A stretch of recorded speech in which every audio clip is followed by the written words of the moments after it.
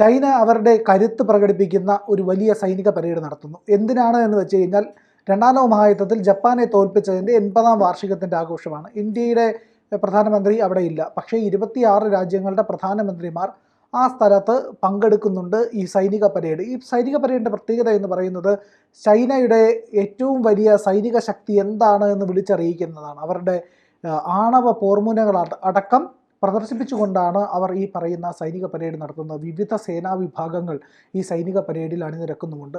അങ്ങനെ ഒരു കരുത്തറിയിക്കുമ്പോൾ അത് അമേരിക്കയോട് പറയുന്ന സന്ദേശമല്ലേ? ഞങ്ങളുടെ കയ്യിൽ വേണ്ടതൊക്കെ ഉണ്ട്, ചിലതൊക്കെ പ്രയോഗിക്കാനും മടിക്കില്ല, അതുകൊണ്ട് കരുതി വേണം ഞങ്ങളോട് കളിക്കാൻ. അതല്ലേ ശരിക്കും സന്ദേശം? അല്ല, തീർച്ചയായിട്ടും ചൈന ലോകത്തിലെ വൻ ശക്തികളിലൊന്നാണല്ലോ. അപ്പോൾ ആ ശക്തി പ്രകടിപ്പിക്കേണ്ട അവസരം അവരുടെ മുമ്പിൽ ഇപ്പോൾ എത്തി നിൽക്കുന്നുമുണ്ട്. കാരണം അമേരിക്കയുടെ ഈ നിലപാടുകൾ, അമേരിക്കയുടെ മറ്റൊരു യുദ്ധമാണല്ലോ ഈ ട്രംപ് നടത്തിക്കൊണ്ടിരിക്കുന്നത്. ട്രംപും ഒരു യുദ്ധം നടത്തിക്കൊണ്ടിരിക്കുകയാണല്ലോ, ഷോ കാണിച്ചുകൊണ്ടിരിക്കുകയാണല്ലോ. അപ്പോൾ ആ യുദ്ധത്തിൽ തങ്ങൾക്ക് പല വിധത്തിൽ പ്രതിരോധിക്കാൻ കഴിയുന്ന കാര്യങ്ങളുണ്ടെന്ന് ചൈന ബോധ്യപ്പെടുത്തുകയാണ്. കാരണം ഈ സൈനിക പരേഡ് എന്ന് പറയുന്നത് ചൈനയുടെ ഈ പറഞ്ഞതുപോലെ ജപ്പാനുമായിട്ടുള്ള യുദ്ധവിജയത്തിൻ്റെ 80ാം വാർഷികത്തോടനുബന്ധിച്ചാണ്. 1945 ഈ സംഭവം നടക്കുന്നത്. അതിൻ്റെ 80ാം വാർഷികം എന്നുള്ള നിലയിലാണ് ഇപ്പോൾ നടത്തിക്കൊണ്ടിരിക്കുന്നത്. ഇന്ത്യ പങ്കെടുക്കുന്നതിന് ഒരു കാരണം ഇന്ത്യ ജപ്പാനുമായുള്ള ഒരു നല്ല സൗഹൃദ ബന്ധം ഇന്ത്യക്ക് ഇപ്പോഴുണ്ടല്ലോ. എന്തായാലും ചൈനയെ സംബന്ധിച്ചിടത്തോളം ചൈന ഒരു വൻശക്തിയാകാൻ എല്ലാ അർത്ഥത്തിലും കുതിച്ചുകൊണ്ടിരിക്കുകയാണ്, വളരെ മുമ്പോട്ട് കുതിച്ചുകൊണ്ടിരിക്കുകയാണ്. അത് വ്യാപാര മേഖലയിലായാലും സാമ്പത്തിക മേഖലയിലായാലും പ്രതിരോധ മേഖലയിലായാലും എന്ത് കാര്യത്തിലായാലും ലോകത്തിലെ ഏറ്റവും വലിയ ശക്തിയാകാനുള്ള കുതിപ്പിലാണ് ചൈന.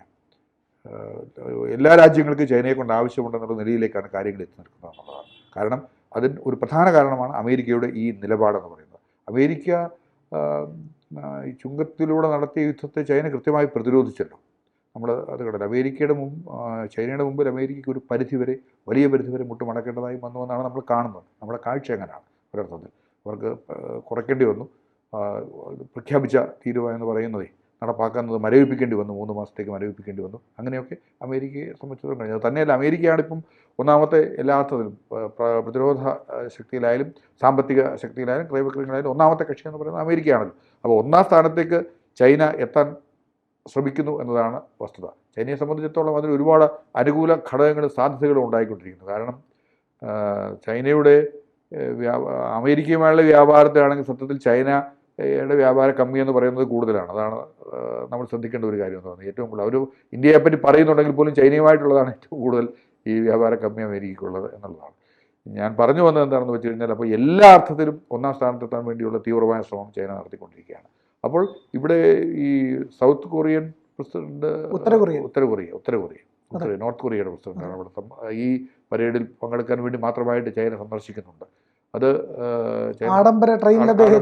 അദ്ദേഹം ഈ വളരെ പേടിച്ച് സഞ്ചരിക്കുന്ന ഒരാളാണ്. അദ്ദേഹം ഏറ്റവും കൂടുതൽ സുരക്ഷിതത്വ മാർഗ്ഗങ്ങൾ ഉപയോഗിക്കുന്ന ആളെന്നുള്ളത് അദ്ദേഹത്തിന് വിമാനത്തിലൊക്കെ കയറാൻ പേടിയാണ്. എങ്കിലും ട്രെയിനിൽ ഇങ്ങനെ കയറി വളരെ പതുക്കെ ഇങ്ങനെ വന്നുകൊണ്ടിരിക്കുന്ന ഒരാളാണ് അങ്ങോട്ടേക്ക് എത്തിക്കഴിഞ്ഞു. അദ്ദേഹം ഈ പരിപാടിയിൽ പങ്കെടുക്കുന്നുണ്ട്. അദ്ദേഹവും ഈ ആണവായുധങ്ങളടക്കമുള്ള കുന്തമുന അമേരിക്കയ്ക്ക് നേരെ തിരിച്ചു വെച്ചിരിക്കുന്ന ഒരു ആളാണ് ഈ നോർത്ത് കൊറിയയുടെ ഭരണാധികാരി എന്ന് പറയുന്നത്, കിം ജോങ് അദ്ദേഹം. അപ്പം നമ്മൾ കാണേണ്ട വസ്തുത, അങ്ങനെ പലരും അമേരിക്കയ്ക്കെതിരെ ഒരുമിക്കുന്നു എന്നുള്ള ഒരു തോന്നൽ ഉളവാക്കാൻ ശ്രമിക്കുന്നു എന്നുള്ളതാണ്. ഒരു ഭീതി ഉണ്ടാക്കുക എന്ന് പറയുന്ന ഒരു കലയുണ്ടല്ലോ ലോകത്തെ സംബന്ധിച്ചിടത്തോളം. അങ്ങനെയാണല്ലോ നമ്മളിപ്പം ആളുകളെ പേടിപ്പിച്ച് നിർത്തുക എന്ന് പറയുന്ന ഒരു കല. അതിലൂടെയാണല്ലോ ഭയം കൃത്യമായിട്ട് ഉണ്ടാകുന്നത്. ആദ്യം ഭയം തോന്നും, ഇല്ലാത്ത ഭയം ഉണ്ടെന്ന് തോന്നും, പിന്നെ ക്രമേണ അത് ശരിയായ ഭയമായിട്ട് മാറും, പിന്നെ അത് അരക്ഷിതാവസ്ഥയായിട്ട് മാറും. ട്രംപിനെ സംബന്ധിച്ചിടത്തോളം അതൊരു ആവശ്യമായി വന്നിരിക്കുകയാണ് ഇപ്പോഴും. കാരണം എന്താണെന്ന് വെച്ച് കഴിഞ്ഞാൽ അദ്ദേഹം ഈ പറഞ്ഞിരിക്കുന്ന കാര്യങ്ങൾ മുഴുവൻ അദ്ദേഹത്തെ തിരിച്ചടിച്ചുകൊണ്ടിരിക്കുകയാണ്.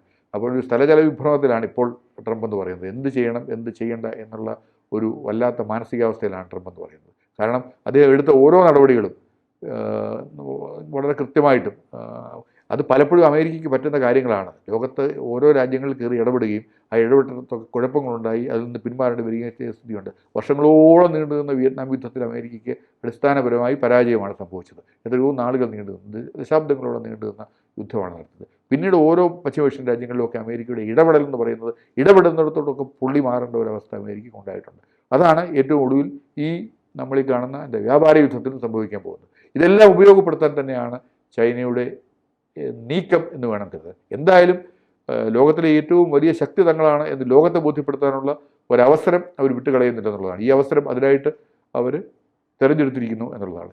ഇന്ത്യയെ സംബന്ധിച്ചിടത്തോളം നമ്മൾ ഈ അവസരത്തിൽ ചൈനയുമായിട്ട് കൈകോർക്കാനാണ് ശ്രമിച്ചുകൊണ്ടിരിക്കുന്നത്. വളരെ പരമ്പരാഗത ശത്രുക്കൾ എന്നുള്ള ഒരു വിശേഷം തന്നെ മാറ്റിവെക്കാനാണ് നമ്മളെ സംബന്ധിച്ചിടത്തോളം നമ്മൾ ആഗ്രഹിക്കുന്നത്. ഇപ്പോഴത്തെ അവസ്ഥയിൽ അമേരിക്കയുമായുള്ള യുദ്ധത്തിൽ അമേരിക്ക ഇന്ത്യയെ ടാർഗറ്റ് ചെയ്യുമ്പോൾ നമുക്ക് തീർച്ചയായിട്ടും ചൈന ഒരു സുഹൃത്തായി വേണം. അപ്പോൾ ചൈനയെ നമുക്ക് 100% വെക്കാതെ വിശ്വസിക്കാമോ എന്നുള്ളത് മറ്റൊരു വസ്തുതയാണ്. എത്രത്തോളം വിശ്വസിക്കാൻ കഴിയുമെന്നുള്ളതും മറ്റൊരു വസ്തുതയാണ്. കാരണം നമുക്കറിയാവുന്നതുപോലെ ഈ പണ്ഡിറ്റ് നെഹ്റുവിൻ്റെ കാലത്ത് ചുവൻലായി ഇന്ത്യ സന്ദർശിച്ച് പഞ്ചശീല തത്വങ്ങളിൽ ഒപ്പുവെച്ച് ഈ പഞ്ചശീല തത്വങ്ങൾ എന്ന് പറഞ്ഞൊരു പുതിയ സന്ദേശം ലോകത്തിന് നൽകിയിട്ട് അതിൻ്റെ മഷി ഉണങ്ങുന്നതിന് മുമ്പ് ഇന്ത്യയെ ആക്രമിച്ച ചരിത്രം ചൈനയ്ക്കുണ്ട്. അന്ന് പിന്നെ അത് ആ യുദ്ധം ഏകപക്ഷീയമായി ആരംഭിച്ച യുദ്ധം ഏകപക്ഷീയമായി തന്നെ അവസാനിപ്പിക്കുകയായിരുന്നു ചെയ്തത്. ഇന്ത്യയും ചൈനയും ആ അവസ്ഥയിൽ നിന്ന് മാറി വരികയാണ്. അപ്പോൾ അതിർത്തി മാത്രമാണ് ഒരു പ്രശ്നം. മറ്റു കാര്യങ്ങളൊക്കെ സഹകരിക്കാൻ തയ്യാറുണ്ട്. ഈ അതിർത്തി തർക്കം എന്ന് പറയുന്നത് പരിഹരിക്കാനുള്ള കുറേയേറെ മാർഗ്ഗങ്ങൾ ചൈനയിൽ വെച്ച് ഇപ്പോൾ ഷാങ്ഹായ് ഉച്ചകോടിയിൽ നമ്മൾ പങ്കെടുത്തപ്പോൾ നമ്മുടെ പ്രധാനമന്ത്രിക്ക് ലഭിച്ച ഊഷ്മളമായ സ്വീകരണവും ഒരു പുതിയ ലോകക്രമം തന്നെ ഉരുത്തിരിയുന്നുണ്ടോ എന്ന് തോന്നിക്കുന്ന വിധത്തിൽ ഈ എന്താ പറയുന്നത് അവിടെ ലഭിച്ച ഹൃദ്യമായ സ്വീകരണം നമ്മൾ കണ്ടു. പാകിസ്ഥാൻ വേദിയിൽ ഇരുത്തിക്കൊണ്ട് തന്നെ, അല്ലെങ്കിൽ ആ വേദിയിൽ ഇരിക്കെ തന്നെ ആദ്യമായാണ് ചൈന ഇന്ത്യ എടുക്കുന്ന ഒരു അന്താരാഷ്ട്ര വേദിയിൽ എടുക്കുന്ന ഒരു നിലപാടിന് പിന്തുണ പ്രഖ്യാപിക്കുന്നത്. അതും നമ്മൾ കണ്ടു. കാശ്മീർ അടക്കമുള്ള കാര്യങ്ങളിൽ പലപ്പോഴും നമുക്ക് എതിരായ നിലപാടുകൾ ചൈന എടുത്തിട്ടുണ്ടെന്നുള്ളതാണ്. അവിടെയും നമ്മളൊരു പോസിറ്റീവ് സ്റ്റെപ്പ് അവരുടെ ഭാഗത്തു നിന്ന് കണ്ടു. പക്ഷേ പാകിസ്ഥാൻ തീർച്ചയായിട്ടും ഈ സൈനിക പരേഡിൽ പങ്കെടുക്കുന്നുണ്ട്. പാകിസ്ഥാൻ സൈനിക മേധാവി തന്നെ പങ്കെടുക്കുന്നുണ്ട്. ഇതിൽ പങ്കെടുക്കുന്നുണ്ടെന്നാണ് നമ്മൾ അറിയുന്നത്. അസിം മുനീർ തന്നെ ഇതിൽ പങ്കെടുക്കുന്നുണ്ട്. അവിടെ അല്ലെങ്കിലും പാകിസ്ഥാനിൽ പട്ടാളമാണല്ലോ അവിടെ കാര്യങ്ങൾ നിയന്ത്രിക്കുന്നത്, അല്ലാതെ ഇവരല്ലല്ലോ, ഭരണകൂടമല്ലല്ലോ, തിരഞ്ഞെടുക്കപ്പെട്ട ഭരണകൂടമല്ലല്ലോ. അപ്പോൾ വ്യാപാരത്തിലും സൈനിക ശേഷിയിലും ജനസംഖ്യയിലും അങ്ങനെ വിപണിയാണ് ചൈന ലോകത്തെ. അവർ നിർമ്മിക്കുന്ന സാധനങ്ങൾ ലോകത്തിൻ്റെ പല ഭാഗങ്ങളിലേക്ക് അവർ കയറ്റി അയക്കുന്നുണ്ട്. ഒപ്പം പ്രധാനമായും ഇപ്പോൾ അവർ ലക്ഷ്യമാക്കുന്നത് അമേരിക്കയെ തങ്ങളുടെ കരുത്ത് കാണിക്കുക എന്ന് തന്നെയാണ്. അമേരിക്കയെ കാണിക്കുക എന്ന് തന്നെയാണ്. അമേരിക്കയ്ക്ക് ഒരു ഭയം ഉളവാക്കുക എന്നുള്ളതാണ്. ഭയം എന്ന് നമ്മൾ പറയുമ്പോൾ നമ്മൾ നേരത്തെ പറഞ്ഞതാണ്, ഈ യുദ്ധത്തിൽ, വ്യാപാര യുദ്ധത്തിൽ ചൈനയ്ക്ക് എതിരെ എടുത്ത നടപടികൾ പാളി എന്ന് ട്രംപിന് അറിയാം. ഇപ്പോൾ നമുക്ക് അമേരിക്കയിൽ പിന്നെ ട്രഷറി സെക്രട്ടറി അടക്കമുള്ളവർ പറയുന്നത് എന്താണെന്ന് വെച്ച് കഴിഞ്ഞാൽ, നമ്മൾ ഇന്ത്യ ആദ്യം അമേരിക്കയോട് ചേരണം, അത് കഴിഞ്ഞ് ക്രമേണ ചൈനയും രണ്ടാമതായിട്ട് അമേരിക്കയോട് ചേർത്ത് നിർത്താനുള്ള ഒരു സംവിധാനങ്ങളെപ്പറ്റി ആലോചിക്കുന്നുണ്ട് എന്നൊക്കെയാണ് വളരെ കൃത്യമായിട്ട് അവർ പറയുന്നത്. ഇന്ത്യയെ സംബന്ധിച്ചിടത്തോളം ഒരു മയപ്പെട്ടിട്ടുണ്ടെന്ന് പറയാം അമേരിക്കയുടെ സമീപനം എന്ന് പറയുന്നത്. നമ്മൾ ഈ കഴിഞ്ഞ ആദ്യ തുടക്കത്തിൽ കണ്ടതിനേക്കാൾ അല്പമൊന്ന് മയപ്പെട്ടിട്ടുണ്ട് വിധത്തിലാണ് അവർ രണ്ടുപേരുടെയും സംഭാഷണം എന്ന് പറയുന്നത്. അമേരിക്കയെ സംബന്ധിച്ചിടത്തോളം ഈ ട്രംപിൻ്റെ ഉപദേഷ്ടാക്കളുടെയൊക്കെ സംസാരമെന്ന് പറയുന്നത് ഒരു പരിധിവരെ അല്പം മയപ്പെട്ടിട്ടുണ്ട്. അപ്പോൾ ഇതൊക്കെ ചൈന കൃത്യമായും കാണുന്നുണ്ട്. ചൈനയെ സംബന്ധിച്ചിടത്തോളം അവർ വെറുതെ ഒന്നും പറയുകയോ വെറുതെ ഒന്നും ചെയ്യുകയോ ചെയ്യുന്ന ഒരു രാജ്യമല്ലല്ലോ. അവർ വളരെ പിന്നെ അവർക്ക് ഇന്റേണലായിട്ട് അവർക്കൊരു കരുത്തുണ്ടല്ലോ. കാരണം ഫോഴ്സ്ഫുള്ളി കാര്യങ്ങൾ നടപ്പാക്കാനുള്ള ഒരു സംവിധാനം രാജ്യത്തുണ്ടല്ലോ. നമ്മുടേതുപോലെയുള്ള ഒരു ജനാധിപത്യ രാജ്യം അല്ലല്ലോ. അവിടെ ഒരു ഓട്ടോക്രാറ്റിക് എന്താ പറയുന്ന ഒരു സ്വേച്ഛാധിപത്യ ഭരണകൂടമല്ല നിലനിൽക്കുന്നത്, കമ്മ്യൂണിസ്റ്റ് ഭരണകൂടമല്ല നിലനിൽക്കുന്നത്. അതുകൊണ്ട് തന്നെ ഒരുപാട് കാര്യങ്ങൾ അവർക്ക് ഏകപക്ഷീയമായി ഭരണാധികാരികൾക്ക് തീരുമാനങ്ങൾ എടുക്കാൻ കഴിയും. ആ തീരുമാനങ്ങൾക്കെതിരെ ഉണ്ടാകുന്ന എന്തെങ്കിലും അഭിപ്രായ വ്യത്യാസങ്ങൾ അവിടെ ഉയരുന്നു എന്ന് കണ്ടാൽ അതിനൊക്കെ നിർദ്ദയമായിട്ട് അടിച്ചമർത്താനും കഴിയും. അത്തരം ഒരു സംവിധാനം എന്ന് പറയുന്നത് മറ്റൊരു രാജ്യങ്ങളിൽ ഇല്ലാത്ത ഒരു സംവിധാനമാണ്. ഇന്ത്യക്കൊന്നും അത്രയും കഴിയുകയില്ല. എടുക്കുന്ന ഒരു തീരുമാനം നടപ്പാക്കുന്നതിന് വേണ്ടി എതിരഭിപ്രായങ്ങൾ നിർദ്ദയം അടിച്ചമർത്തുന്ന ഒരു സമ്പ്രദായം ഇന്ത്യയെ സംബന്ധിച്ചിടത്തോളം പറ്റുകയില്ല. ചൈനയെ സംബന്ധിച്ചിടത്തോളം അത് സാധിക്കുകയും ചെയ്യും. അപ്പോൾ എല്ലാ അർത്ഥത്തിലും ചൈന വളരെ മുമ്പിലേക്ക് വന്ന് തങ്ങളുടെ കരുത്ത് ലോകത്ത് കാണിച്ചു കൊടുക്കുന്ന ഈ അവസ്ഥയിൽ ലോകത്തിൻ്റെ നിയന്ത്രണം തന്നെ ഇന്ത്യയുടെ സഹായമുണ്ടെങ്കിൽ, ഇന്ത്യയുമായി ഒത്തുചേർന്ന് പോയി കഴിഞ്ഞാൽ ലോകത്തിലെ ഏറ്റവും വലിയ ശക്തിയായി മാറാൻ കഴിയുമെന്ന് ഈ കൃത്യമായും ബോധ്യപ്പെടുത്തി കൊടുക്കാൻ ചൈനയ്ക്ക് കഴിയും. അതിനുള്ളൊരു ശ്രമമാണ്, അതിനുള്ളൊരു ഫലപ്രദമായൊരു ശ്രമമാണ് ഇതിൽ കാണിക്കുന്നത്. ആണവയുദ്ധം അടക്കമുള്ള അല്ലെങ്കിൽ ആണവ ആയുധങ്ങൾ അടക്കമുള്ള കാര്യങ്ങളെ സംബന്ധിച്ചിടത്തോളം വരെ ചൈനയെ സംബന്ധിച്ചിടത്തോളം വാർഷിപ്പ് ചൈനയ്ക്കാണ് കൂടുതലുള്ളത്. അമേരിക്കയേക്കാൾ കൂടുതൽ വാർഷിപ്പ് സ്വന്തമായിട്ടുള്ളത് ചൈനയ്ക്കാണ്. അപ്പോൾ ഈ വാർഷിപ്പ് ഇതടക്കമുള്ള എല്ലാ സൈനിക അഭ്യാസ പ്രകടനങ്ങളും അവിടെ ഉണ്ടാകുമല്ലോ.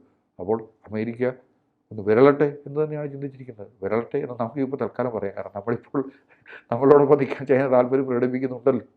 കൂടുതൽ വാർത്തകളും വിശേഷങ്ങളും നിങ്ങളിലേക്ക് എത്താൻ ABC മലയാളം സബ്സ്ക്രൈബ് ചെയ്യുക, ബെൽ ബട്ടണും അമർത്തുക.